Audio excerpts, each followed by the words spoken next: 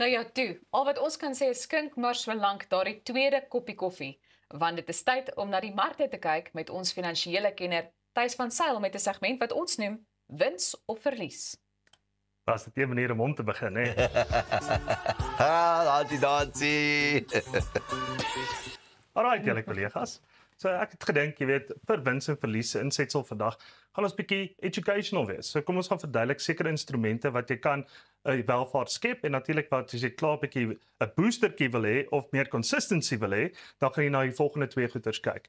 Ons gaan begin by ETF's of in ander woorde exchange traded funds. Okay, so met ander woorde 'n mooi Afrikaanse woord vir Elsa natuurlik. Ek gaan dit moet wat saam uitlees is uitruil handelsfonds. Okay.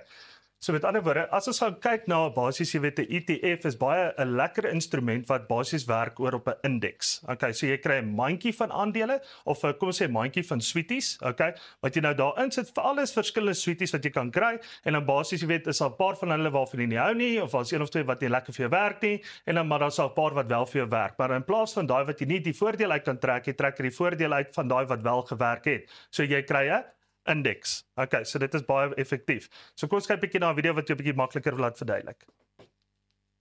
If you had invested $1,000 in Microsoft this year, you would have ended up with a negative 1.9% return. However, if you had invested in Nvidia, you would have made a profit of 66.81%. Every year, it is extremely difficult to predict which stocks will rise and fall. If it were easy, you would already have a position on Wall Street. That is why there is something called an ETF. An ETF, which stands for Exchange Traded Fund, is like a big basket filled with lots of different stocks instead of just one. Imagine you have a big bag of candy, and inside there are chocolates, gummies, and lollipops. If one type of candy is not tasty like a bad stock, it's okay because you still have many other good ones. So instead of guessing whether Microsoft or Nvidia will do better, an Exchange Traded Fund lets you own both, plus many more, spreading out the risk. Some will go up, some will go down, but overall, you have a better chance of making money without gambling on a single stock. Is dit nou kwaai of wat? Dit is ongelooflike goeie verduideliking. Prentjies, ek hou daarvan. So as jy op die skerm gaan kyk, as jy byvoorbeeld op 'n ETF was in die laaste jaar, op die JSE en jy het 'n indeks ETF gebruik. Onthou daar's nou 200 plus aandele wat op die JSE is. Maar as jy ETF gevat het van die top 40 byvoorbeeld, okay, dan het jy nog steeds hierdie wisselvalligheid, het jy nog steeds gehad, maar jy het die beste gekry van die wisselvalligheid. Okay, as dit vir julle sin maak. So jy het die beste groei gekry van die wisselvalligheid. So in die laaste jaar, as jy kom ons sê top 40 ETF gehad het, dan het jy ongeveer so 'n omgewing van 20% al klaar gebag and tag. Okay. So dit was absoluut 'n great koop gewees. So daar gaan ons altyd natuurlik sê koop. As jy hom klaar gekoop het. Maar as jy hom nou wel ook gekoop het oor die laaste 5 jaar en dit is hoekom ek hierdie graaf vir julle gebruik, want oor die laaste 5 jaar kan jy sê hy het lekker opgegaan, dan het jy 'n gemiddeld gehad van ongeveer 81%. Okay, maar weer eens onthou, ETF is nie 'n produk wat jy 'n inkomste op kan trek nie, dis 'n produk wat moet groei vir jou. Okay. As ons vinnig oor kan gaan ook na die Nasdaq, as jy byvoorbeeld 'n Nasdaq ETF gehad het jy soortgelyk dieselfde tendens gesien van hy gaan en hier skiet hy op. So die laaste 5 jaar het jy relatiewe baie groei gehad en dan vir die laaste 5 jaar as jy daai ETF gehad, jy ongeveer 91% opbrengste gehad. So kom ons beweeg gou aan na CFD's, Contract for Difference. Leveraging. Okay. Of in Afrikaans, hefbome. Alright, dis mooi. Of vir Elsa as jy mooier wil sit, is 'n kontrak vir eerbied. Kom ons kyk gou daai videoetjie wat sê hulle wat is dit.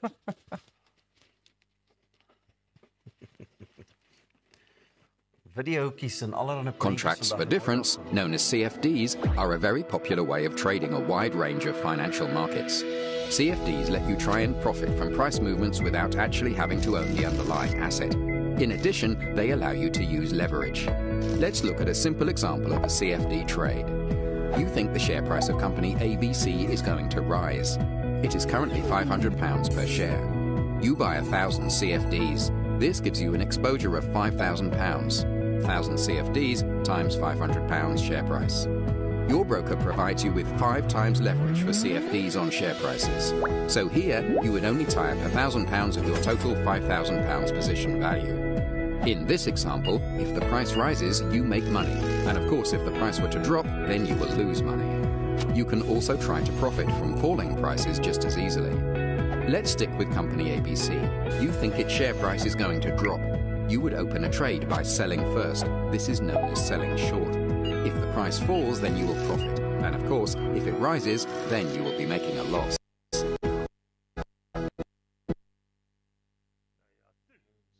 op die einde. Daai is natuurlik contract for difference. Selfde voorbeeld, kom ons kyk weer na die skerm op byvoorbeeld op die JSE.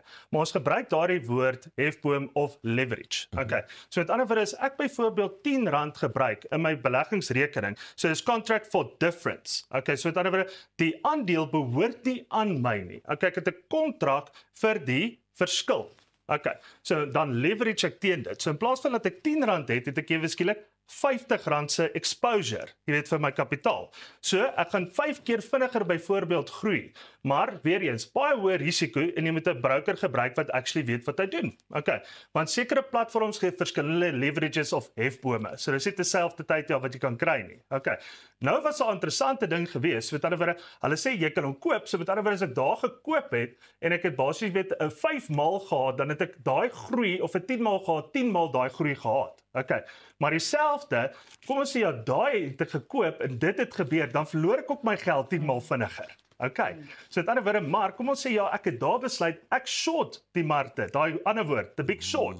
En dan maak jy geld uit daai verlies uit, glo dit of nie. Okay. En dit is CFD trading. Maar weer eens, hierdie instrumente is super hoë risiko. Okay. So vinnig as wat jy geld kan maak, so vinnig kan jy dit verloor. Okay. So moet nooit kyk na day trading byvoorbeeld as 'n lekker ding, op en af, lekker, dit gaan net te goed en wat, want dan gebruik jy soos 'n casino. En wat sê is altyd? Die casino wen altyd. So gebruik iemand wat weet wat hy doen. Okay. Kom ons kyk gou nou 'n bietjie na 'n saamgestelde fonds. Byvoorbeeld, die tip vir vandag sal wees, as ek 'n ETF gesaamgestelde fonds sou gekies het en ek het goud gebruik, ek het die Nasdaq gebruik en ek het die JSE gebruik, dan het ek ongeveer gesamentlik se groei in my mandjie het ek ongeveer 22% vir die jaar sover gekry. Okay.